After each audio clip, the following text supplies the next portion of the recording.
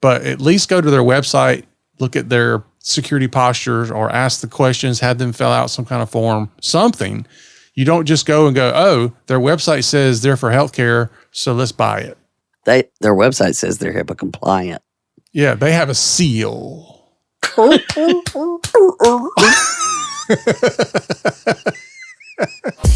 me with HIPAA. Let's get it right. Protect your patients day and night. Donna and David, the experts on your side. Help me with HIPAA. Let's get it right. So, for those of you listening or watching, I've got a secret for you. There's something the OCR does that most people don't know about. They actually offer free consulting. Yeah. Now, here's the thing though. In order to get this free consulting, you have to know how to find it. It's hidden. It's hidden behind YouTube videos in the deep, darkest part of the web.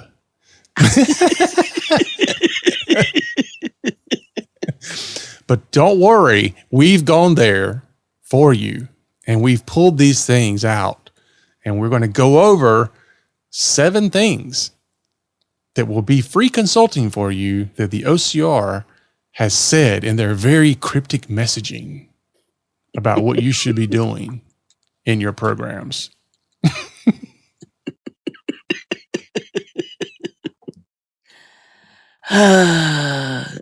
But you know, David McGraw used to say, this is free consulting. And that's the way you should look at it.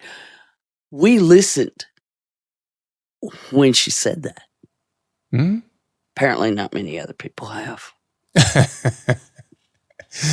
Yeah, well, you know, since we're still sitting here waiting on the new HIPAA security rule changes, just with bated breath, like waiting. And of course, as you pointed out, as soon as we record this, they'll probably come out like this afternoon. Yeah. But it didn't happen in May. And honestly, even though this is after the fact, Donna and I both were 99% sure it wasn't going to come out in May anyway.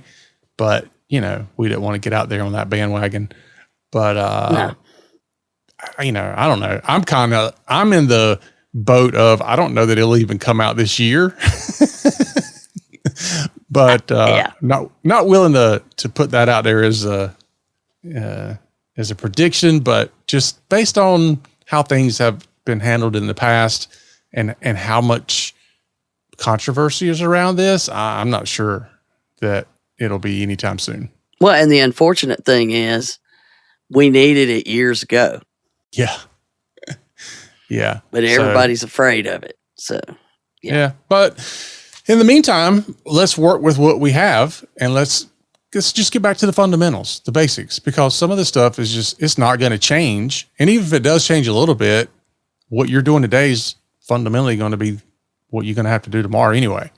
So Yeah. we're going to review some of the things that OCR has been teaching us through their videos. So we're not making guesses. We're just going to go through them. And we've pulled out some things that you should know and understand that would literally be like getting consulting from OCR. that's what, when they give you information from those random audits they did, they shared same information. When they do their settlements and the corrective action plans, same information. This, you've got the video. It's a point of reference. You don't have to go track it down. They have a YouTube channel with 4 videos that if Yeah. you review them, it tells you everything you need to do to be ready for whenever they release whatever. Do these things and use them accordingly. And so, you know, just to point out, this is not like new stuff. It's new, but it's not new. Yeah. Recognized Security Practices video came out in 2022. and it tells you what are recognized security practices, how they will evaluate it, what evidence they expect to see, and how it can help during investigations and audits. So it's telling you about evidence. That's what's going back that far. Then in 2024, they released the risk analysis one, which explains what accurate and thorough means, the importance of inventories, the scope, all those things, including the way people do it wrong. The most common deficiencies, we'll call it. Mm-hmm. You were deficient. Then in 2024, ransomware and the security rule explains about ransomware attacks, which is the number one thing people have to deal with. And then explains what they're finding when they do their investigation and why poor risk analysis, risk management is causing, it contributes to these breaches occurring. And then just now, April 2026, they released the risk management one conveniently when they announced that risk management was also going to be included in their enforcement initiative on the security risk analysis, which is what prompted that video back in 2024. Yeah. So, and I don't know about everybody else, but for me, I binge watch these on loops. I have them playing when I go to sleep at night. They were playing in the background, but before we started recording, like, this stuff is amazing theater. You should definitely be watching all these. Nick is very, very happy to hear that you appreciate the. Yeah, I'm trying to get the Nick Heaster's voice down so I can like do my own voiceovers as I'm watching it. You know how back in the day you would watch these movies so often that you knew the lines? Yeah. Yeah, I'm trying to do that. Trying to learn the lines so that I can do this. Okay, well, it's like, what do I even do with that? Well, I guess the first thing we'll do, since we binge watch this so often, is let's just take the first lesson. The first free consulting lesson, it's all about inventory. Like, you got to know what you have. Mm-hmm. How do you protect anything if you don't know what you have? And if I know, we bought 100 computers, but I don't know who's responsible for it. I don't know where they are. Yeah. That's not very helpful. So just looking at what you've purchased is not an actual inventory. And it covers software, data, cloud services. All of that should be on your inventory. And I remember when we had some of the OCR folks and we talked with them in boot camp and in the club hangouts, and they can never tell, here's what you should do. They can't do that. They can say the kinds of things you should worry about or really think about, and they always kept going back to inventory. Didn't matter what you ask. Mm-hmm. Yeah. I mean, that's the first thing. And I think a lot of people, when they do the inventory, oftentimes they're thinking about hardware. They don't often think about what's on the hardware. And then even further, when you start talking about data or cloud, I think that completely misses people's thought process when they're doing inventory. They don't think about the fact that you can have data that's not on your systems or not in your software that also has to be part of that inventory. But it just gets back to, where's your stuff? Where'd you put your stuff, David? Yeah. I mean, you can't protect your stuff if you don't know where it's at.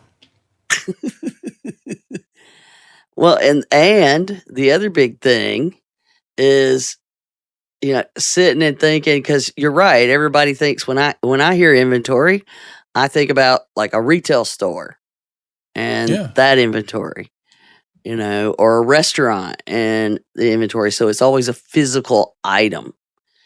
And I think you're right. That's a big piece of it. And inventory includes stuff inside the computers and Yeah. floating around on the internet. Well, it's like we talk about asset inventory. Like if you were to ask me, can you give me a asset inventory report?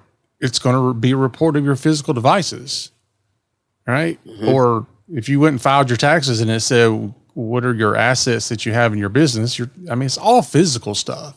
And so I think the digital piece kind of goes over people's head. They don't think about that piece of it. Yeah, you don't depreciate data. No, you don't. And that's the accounting piece that causes part of the problem. And it's something we've worked on over and over and over in the systems we use to do assessments. It is the thing that most people get overwhelmed by the first time they do an assessment with us. And even the folks that have been doing them for years, we continue to work harder to make sure they've thought of everything. And, so you've got to inventory your data. Where's your PHI? Where are all the systems that touch it or could touch it? What about the vendors that you use? What applications touch it? Where does the data go? Where does it, how does it come in, move around? Where does it take a nap? Where does it go visit, Or more importantly, where does it go to die? Yeah, because there are some issues there because you just forget about stuff, right? That's exactly it. Yeah. Or it's, I tried this tool or this software, this trial version. I put stuff in it and then I'm like, oh, that didn't work, but I just left it there. Yeah. Well, it's kind of like, and a funny thing, I'm spending a lot of time with my dad recently, some health stuff, and we're in the car a lot, and we were driving by and live out in the country, as most people have heard me mention. And I don't remember how it got on the topic, but we were driving by and there's this old truck that's got, like grass growing out the windows and stuff. Golly. It's been sitting there. You know what I'm talking about. You've seen them out in the country. And he goes, oh, well, I guess the so-and-so, doesn't like that truck anymore. It's starting to grow the grass. And I'm like, what are you talking about? He goes, well, when they don't like take it to the junkyard. They don't sell it. When they're tired of that truck, they just park it. And I'm looking at and I'm like, yeah, there's like trucks and cars and tractors and just, it's a lot of land, but now I'm like, yeah, you're right. They just park it. Well, you never know when you're going to need a part. So, it's like you got data with grass growing out the windows because, you parked it and nobody's paying attention to it anymore. Yeah. You don't even have a clue where it's at. You just overlook it. Yeah. Yeah. And you think somebody else is going to take care of it. Mm. In the meantime, it decays. And eventually, it becomes some sort of a collector's item and it just disappears. So, but it's ironic. I mean, just this week, had that conversation with my dad, and it's the same concept you just brought up. Is where's it going to die? Because whatever happened to that computer we left sitting in the corner? That's why inventory matters. Yeah, you have to have a full life cycle, not just of systems, but also software and data. And think of it that it's not just the computer systems; it's also the infrastructure. Your firewalls and access points and switches and all of those things come into play as well. And you have to keep up with them, make sure they're up to date, all of those things. And we actually have one inventory that's for hardware and one inventory that's for network infrastructure. And everybody's like, why don't you just put that on the hardware one? And I was like, it used to be. And then people wouldn't include it. Yeah. Got to separate it. So by having you do an independent one, now you're including things that you were overlooking before. It's little things like that. Yeah. So, and that's a perfect segue of the little things you're overlooking. Yeah. Into our free consulting lesson number 2. Yeah. So for number 2, we take the good old fashioned inventory and we pair it with the brand spanking new baby on the block AI. Baby on the block. Well, and most people will point out they don't actually talk about AI in these videos, really, Yeah. because they don't talk about any specific type of technology in the videos when it comes to your inventories. You Right. should It's kinda inventory like- everything. It's kind of like Fight Club, It's just the number one rule about it. So, but it's kind of one of those things where with AI, I say you should be inventorying it, but maybe people don't yet know that. But people are definitely putting data inside AI, or they're putting AI inside data. They're doing one or both. Yeah. And more your tools. In fact, I don't know that I have any tools anymore that don't have some kind of AI already integrated. Like everything I have has, whether I wanted it or not, it has it in there. So that becomes yet another thing that data can move around inside of and out of your systems and back. And it needs to be on your inventory because you're not going to account for it on your inventory. You're not going to account for it in your risk analysis. And then you're not going to account for it properly in your risk management. Yeah. And it also starts introducing yet another third party risk, right? So you've got XYZ software, you're using it, you've got it inventoried, the whole 9 yards, your vendor BAA, all that good stuff. And then what you may not have noticed is that now you also have an AI vendor connected to it. So by knowing that, if that AI vendor has a data breach, now you can ask the questions like, does this affect me? Is this part of their data breach? Am I going to have a BAA with them? Which probably not. Your vendor should, but it will affect you. And if they have a data breach, you may be notifying patients. And all of this falls under the message they say over and over. Inventory everything, map where your data goes, identify threats, vulnerabilities, assess those risks, and mitigate. That's what all the messages across the board, that message is in every single one of these. And bottom line is, if you go pull your inventory and AI is not on it today, obviously you're missing something. Yeah, I would say so. Let's talk about some of the areas, because you may run into this. I do. I'll say, where are you using AI? Oh, we don't use AI. Yeah. Yeah. So a short list of these would be any kind of listening tool, whether it's listening to meetings. You've got all these things that connect to Zoom and all this other stuff. And listening to that, taking notes, note-taking things. So AI scribes. And then you've got your frontier models everybody knows about. So you have your Geminis and your Chat GPTs and your Copilots and your Claudes and all those models.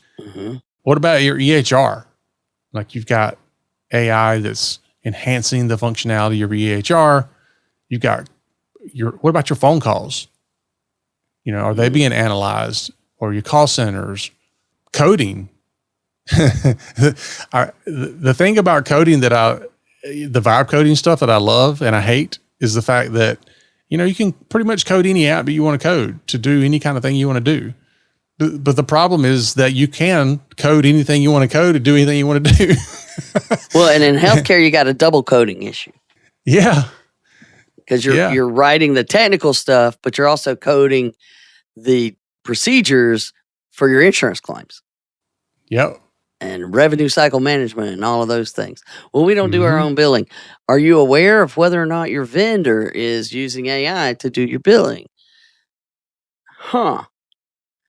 Yeah. Could be a problem. And I had a conversation with a consultant earlier in the week, and we were talking about third-party vendor risk, and he said their risk is their problem. Like, I can't do anything about that. And I said, well, that's true, but are you fairly confident that you've done enough, that you've asked the right questions, or you've got the information to say that you've done what's reasonable and appropriate to have vetted that vendor before you use them? And he's like, well, no. I'm like, well, then, I'm not saying that don't use them or they're bad to use. I'm just saying, No. have you done something where you could literally stand up in a court of law and say, I've took all the reasonable appropriate measures to make sure that they're doing the right things. I understand they're not going to probably let you in behind the curtain, but at least go to their website, look at their security postures, or ask the questions, have them fill out some kind of form, something. You don't just go and go, oh, their website says they're for healthcare, so let's buy it. Their website says they're HIPAA compliant. Yeah, they have a seal.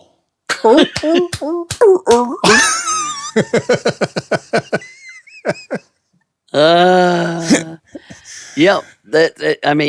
That's the big issue is third parties. Everybody just, that's their problem.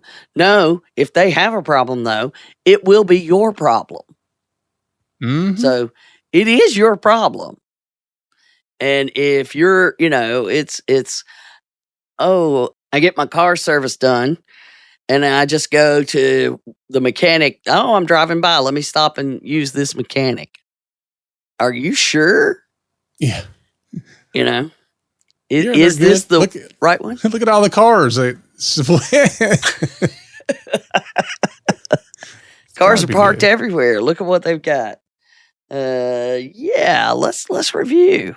And it's unfortunate that we have to worry about that. But everybody's jumping on this AI bandwagon without thinking it through. If you are thinking it through, you don't want to hire vendors who aren't. Yep. And don't assume. That's the biggest thing I see. It's like, the vendor must be good because all these other people use them. And then you just default to that. I can tell you that all these other people using them probably did the same thing. And nobody's actually done any kind of vetting.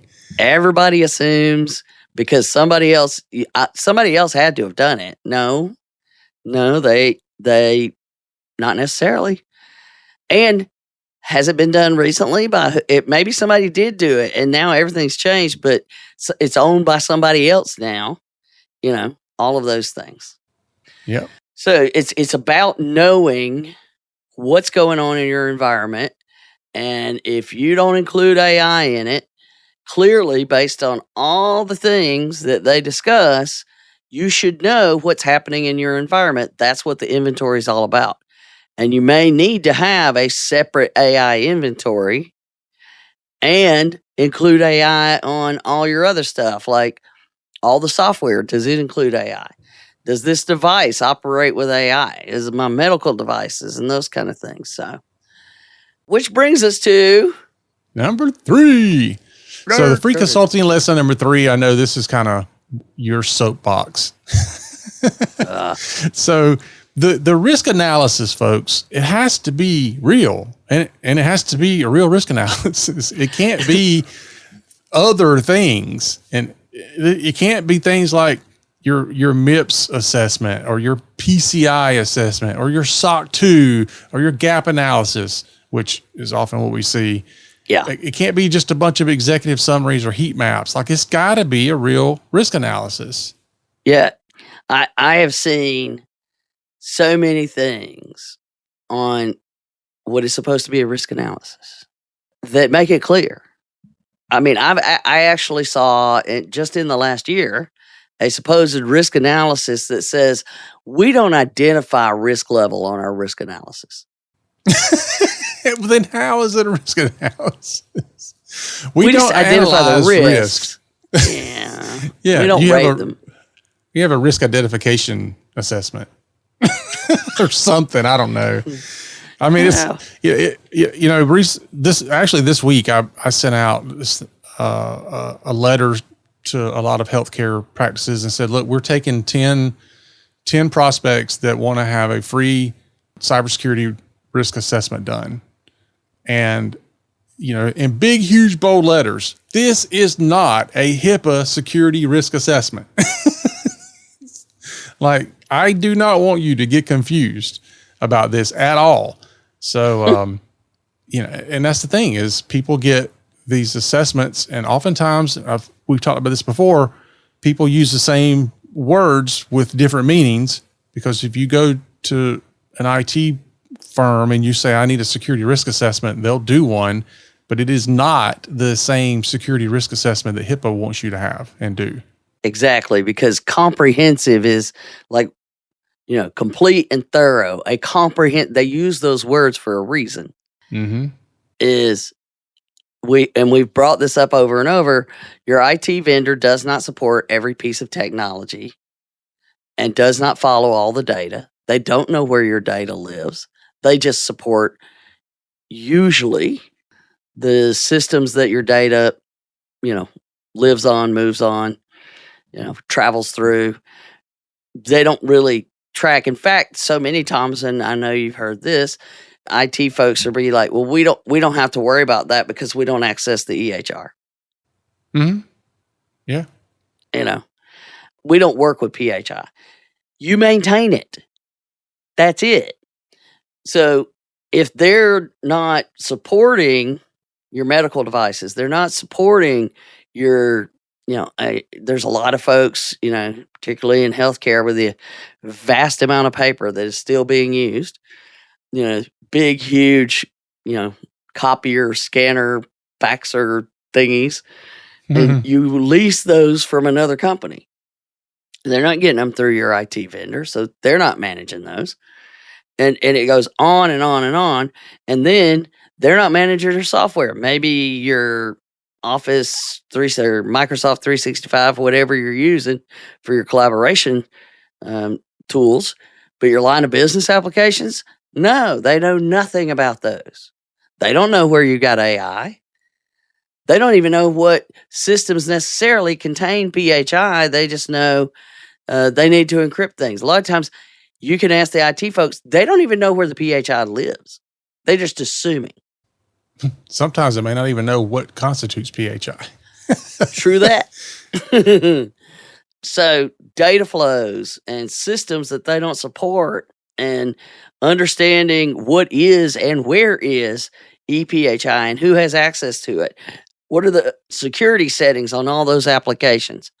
So to have a comprehensive, accurate SRA, you have to have all of that accounted for, and then identify the threats and vulnerabilities that could make that stuff get out of control. The CIA, confidentiality, integrity, availability, all three matter. Mm-hmm. You should evaluate all three of those against the risk and vulnerabilities. Could it damage, where I lose part of the records? May I lose them forever? Those kind of things, as well as confidentiality. So no, if you just ask for an SRA, you're not going to get a complete and thorough one just by asking an IT vendor to do it. Unless it's somebody who has the second, we get for years, there's IT folks that want us to, come on, let us acquire your business. And I'm like, immediately, I no longer have integrity. I'm not going to judge myself. We've talked about that. So there is the big issue of the number of times that we get a gap analysis that just goes through HIPAA saying whether or not you're doing it. And it's a low risk because I do have policies and procedures. And every year you do a risk analysis and it looks the same, takes us into free consulting lesson number 4. Yep. So that is that your risk management means you actually have to do something. Like management is a verb. Yeah. That's the whole thing about, language, is it can have multiple meanings. And this was a big piece of the new video on risk management. And they keep going over, when we do our investigations, we see that people have identified the risk, they've assessed them, they've documented them, but every year they find the same risk over and over. Then they get a breach, and then they finally fix the risk. Yeah. After a breach. Mm-hmm. So basically what they're doing, they do a risk analysis and they find a hole in the boat. Yeah. You know, risk management means you actually fix the hole. And what what OCR is saying, you have beautifully documented holes in your boat. I think the problem with this comes into play because we hear so many people say you have to do, let's just say annually. People argue about that maybe, but you have to have an annual security risk assessment. You have to do a risk assessment. You have to do a risk assessment. And that's all you ever hear. You don't really hear that many people say, you have to have a risk management plan. You have to implement your risk management. It's it's like we get hung up on step one. Yeah. While people sometimes do step one, most time they just skip to step 3. Well, step 1 isn't even done right. So that's why you can't really do step 2. Yeah, but it's funny because when I've asked people a majority of the time, do you have a risk or do you have a security risk assessment? It's probably 50-50. I get some people say they have them, some people have nothing. And of those who say they have it, it's often not good. But then when I say, do you have a risk management plan that goes along with this? I mean, it's like 90% like, what? I know. I thought we were just supposed to do this part. Yeah. When we do our assessments, and we say, well, here's all the things we found. These are our findings. Here's our recommendations. Here's our recommended approach for your risk management plan. But we need you to review them, make sure you understand what we're saying about your priorities. And, some of them are projects. It's not like, go flip this switch. That is not risk management plan. It is, the risk management is take the vulnerability scan that identified 130 different issues and have someone actually go try to fix those and run another scan. We would say, address the vulnerability scan. That might be one thing. You don't have policies and procedures that cover everything. Review and update all your policies and procedures related to whatever. That might be on there too. But then we say, okay, you need to now lay out an expected completion date. Not like on, March 31st, but third quarter 2026. We're going to accomplish that. That's like an actual risk management plan. Yep. You find a hole in the boat, you document it, and then you acquire the patch and you actually install the patch. And then you go back and put the boat back in the water to make sure it's not leaking. That the patch is actually appropriate. Now, right. A lot of times we'll come up and when we go back, the next year we come through and we say, okay, let's look at your risk management plan, see how you're done and how you've done. And, there's some people we only talk to them like once a year. Others, we know how they're doing because we're talking to them on a regular basis, helping them work their risk management plan. But the answer that we get all the time, and I just did one recently. Anyway, well, we asked for funding and it hadn't been approved for the last 3 years. And so it's just sat there because we've asked for funding and it hadn't been approved. So we just keep putting it out there on the plan. And that's not really the answer. That should not be the answer. And we know, security officer, you don't control the checkbook, but if you got a hole in the boat and you got to use that boat, you better come up with a way.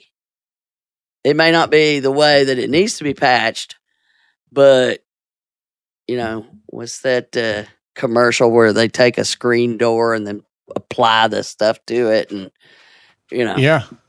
Yeah. And it's the bottom of the boat. Yeah. So what you need to do, You've identified the risk. You asked for funding. It was denied. And then nothing's happening. It's just sitting there on the list. That is not what they expect to see. Management denies it. You document that it was denied. And then you try to figure out what I can do because I still have to use this boat. Yep. So what can I do to create some sort of compensating controls? So I wonder if they have a data breach and they have class action lawsuits and OCR settlements and all that good stuff. I wonder if that'll get approved through the budget. Yeah. Yeah. At that point, you see that's what their OCR is pointing out is we see nothing happen until there's a breach. And then suddenly there's money coming from everywhere. Yeah. Well, I'm just saying, would they approve the settlement payment in the budget? I mean, you don't have a choice is my point. You find a way. Like this should be the same. You shouldn't have a choice. You find a way to fix this. It's a must have, not a nice to have. Yeah, and the other thing about that is you show you're continually paying attention to there's a problem and we're keeping an eye on it, doing everything we can. We have communicated the problem. We've asked for a resolution to the problem, and we're actively managing the risk it presents. We got all this documentation. Yeah, it's a pretty hole. Yeah. Look, we got all this proof. It's beautifully documented. But if we don't do anything else, then it really is not risk management. It's just risk identification, which is the risk analysis. You have to do the other part. You have to keep doing it. And this is part of showing your work. And other people are like, well, if I document that, then I'm going to be in trouble. No, if you've been assigned the job to do security officer, part of that is to document all this stuff. That is the job. Yeah. I mean, I would say you're either doing risk management or you're doing risk negligence. There's no in between. Yeah. So if I've identified a problem and I do nothing about it, that's negligence.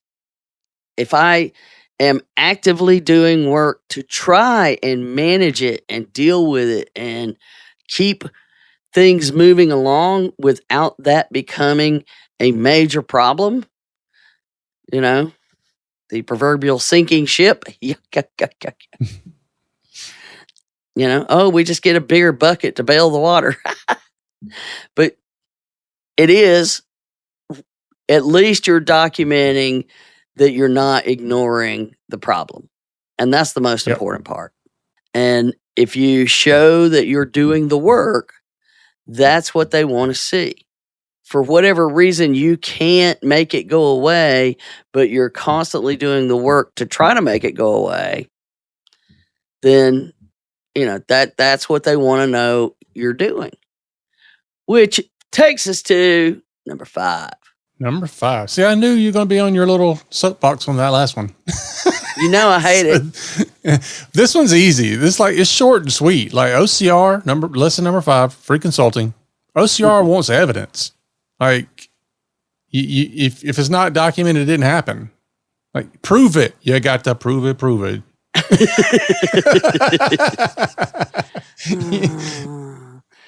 Yep, I love that song. That stays in my head thanks to you. You can see the little monkey dancing. One of my grandkids was watching Madagascar the other day, and he came on, and I just laughed. So it is ironic that we talk over and over and over about the importance of documentation. And people are like, oh, we don't have time for that. We don't have time to document it. Okay. Here is your free consulting showing you it really is important. Because in all the videos, they talk about show your work, prove you've implemented it. Not only prove, and like with recognized security practices or RecSec, the way I call it, RSPs only got me into a deeper hole of TLAs. But the RecSec, it specifically requires 12 months of proof. Yep. That's You before know. it even kicks in. Like, Yeah. you know? So saying we plan on doing this, no, that, oh, we wrote a policy. We have 3-ring binders stacked up full of paper. None of that actually shows you've implemented anything. Yep. And, like when we do our boot camps, it's over and over. How do you need to document? Well, you need to document that you're going to document and how you're going to document. Then you need to document that you had a meeting to make sure everybody understood that they needed to document. Then document how those people are going to document what you told them about the documentation, and then make sure that they're documenting what they're supposed to document. And check your documentation every year at least. Yep. Yep. We're going through some of our policies and procedures right now, which my team loves to do. Yeah.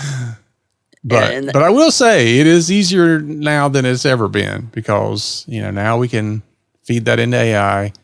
I have found, for those of you out there who want a little hack, have AI ask you questions. And then you or your team answer the questions, and then that gets integrated into your policy and procedure. Now, I know Cardin's been doing this forever, but that's how you guys have done it. Mm-hmm. So do it kind of the same way with AI. Don't just go, hey, give me a SOP for how we add a new employee. Like, do this. Say, ask me 5 questions or 10 questions or whatever, or ask me as many questions as you need to develop a comprehensive policy for us to add a staff member, and then just let it interview you. Yeah. And that's essentially, what we have done for years. And thanks for telling everybody they can just use AI for it, David. Give away our secret. There's a difference between knowing how to do something and then actually doing it. Yeah, there is. Yeah. It's like you can tell people all the secret sauce, and 99% of the people still are not going to take action. Well, I mean, that's we've always done that. We've always said it. We ask you to make the business decisions required for your policies and procedures, and then we put them in policies and procedures. Mm-hmm. We don't give you a piece of paper that says fill in the blank. So before AI, there was Donna, is what I'm saying. No, it was Carla, Krista, and Elizabeth figuring that out. Mostly Krista, she's the have you she's documented the wizard. this? Yeah. She's the wizard behind the curtain. She is. Yeah, that's her. But the big issue always comes back to proving it. So how you prove it, it should not be trust us. That's not going to work. Can I prove this in court? And my documentation, I do a presentation where I have a crayon drawing of a network diagram with little people. And then at the bottom it says, Claire, age 6. But the question is, when I have documentation, is it documentation I could introduce in court and it would stand up? Or would it look better on the fridge? As look, we're doing documentation. Right. Yeah. We have this conversation all the time about the difference between a company that is defended, like you've got your AI stuff locked down, you got your systems locked down, you got the anti-malware and all that. You've got defended, and then you have defensible. That's completely different. Completely different. Yes. And I think that there's very few MSPs out there that have that gap that they're bridging, where it's like, look, we're here to defend you, but we're also here to make you defensible. And we have to have your participation in both. And there are different skill sets and understanding about how both function. And that's where having somebody who understands what you need and why you need it matters. Speaking of matters, let's talk about free consulting, lesson number 6. So number 6, ransomware, it's still why all this stuff matters. Now, I'll be honest with you. Ransomware is not the problem. Ransomware is a symptom. Well, and that's Problem why is,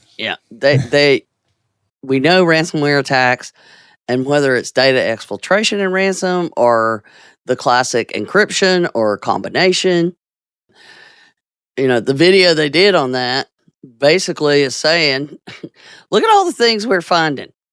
And if you follow these things in HIPAA, it would prevent a large number of these from happening. right. Yeah, that's what I'm saying is the ransomware is an indicator oftentimes that you're not following your compliance program. You're not doing risk management. Like, and that's things like you don't have good authentication in place, or, maybe you're sharing passwords or, doing some other crazy things. Everybody has the same username on every account. You don't have MFA turned on everywhere, which still makes me bang my head against the wall that people still do that. No, by the way, companies are starting to force this, like Google and Microsoft, all these, they're going to, like, you can't use the service unless MFA is on. So you might as well do it. Do it now while you have some time to roll it out rather than forced to roll it out. Well, and you have the option for passkeys. And if you can implement passkeys. Oh, yeah. Passkeys are so much better. They're great. Yeah. But you're going to have a tool for that. Like, when we say passkeys, we don't mean like there's some physical key you're going to have to get. But it's like a combination of locks all put together into one lump. And if all things align, then you can use the passkey. That's it. Yeah.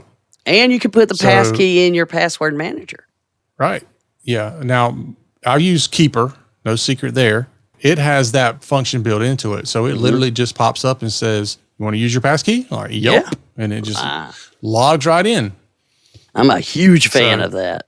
So yeah. So think of it like it's taking your username, your password, your MFA. It rolls all that into one. It has these other things that it's looking for to authenticate you at the same time, and then just lets you right in. So you don't have to put any of that. You don't have to enter any of that stuff. Yeah. Just lets you right in. So look into those if you're not doing it. Yep. For sure.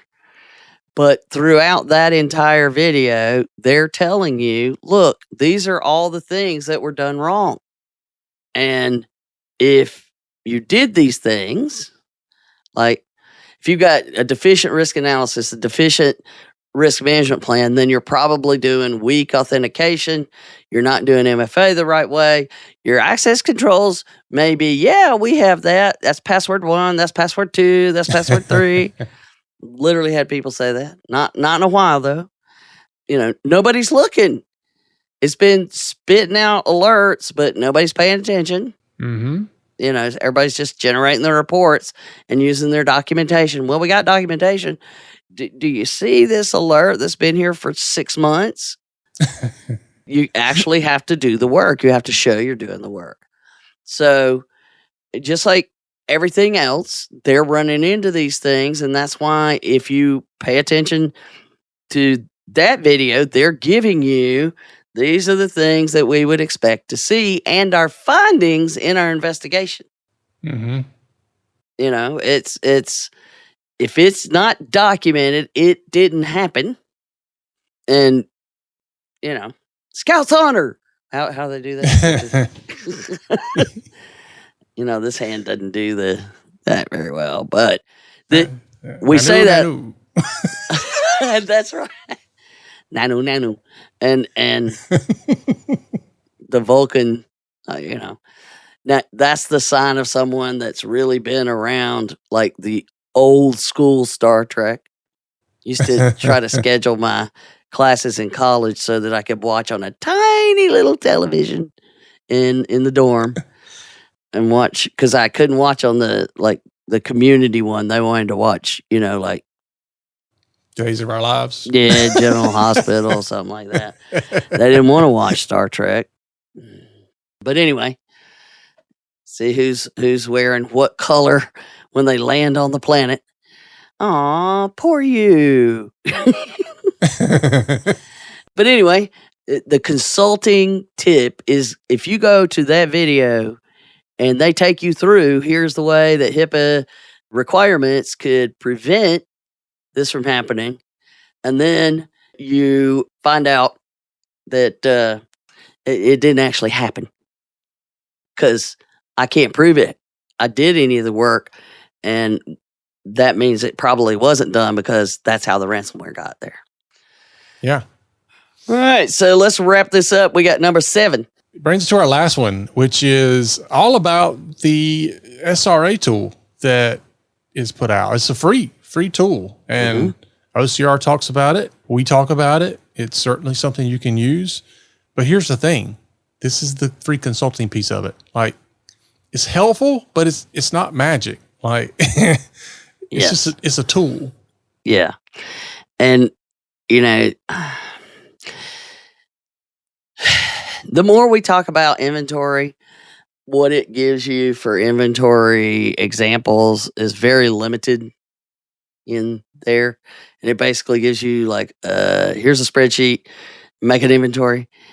You can enter your inventory and you can upload certain things and you can document certain things, but it's still just a tool. You still have to know what you're doing. It still just asks you questions, and you shouldn't just make up an answer. What's the right answer? That's the one I'm going to use. Yeah.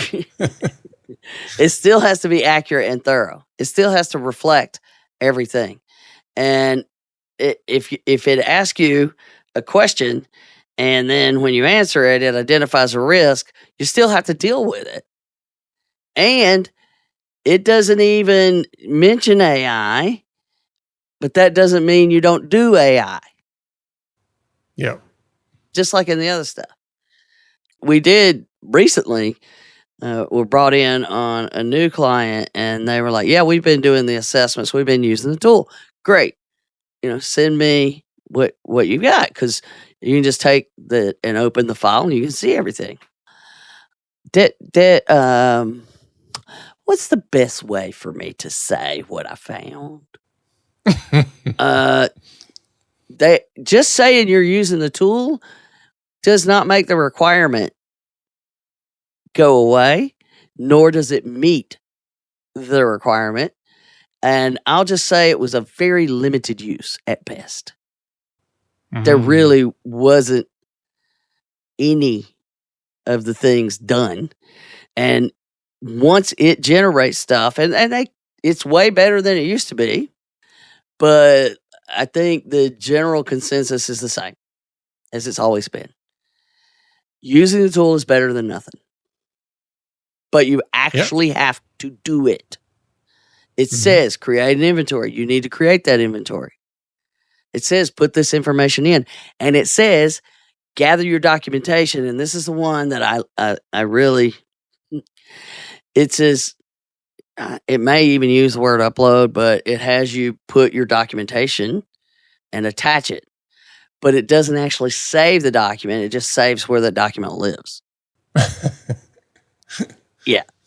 The only things that are actually stored in it are the inventories that you give it and the answers and, the questions that you fill out about your operation.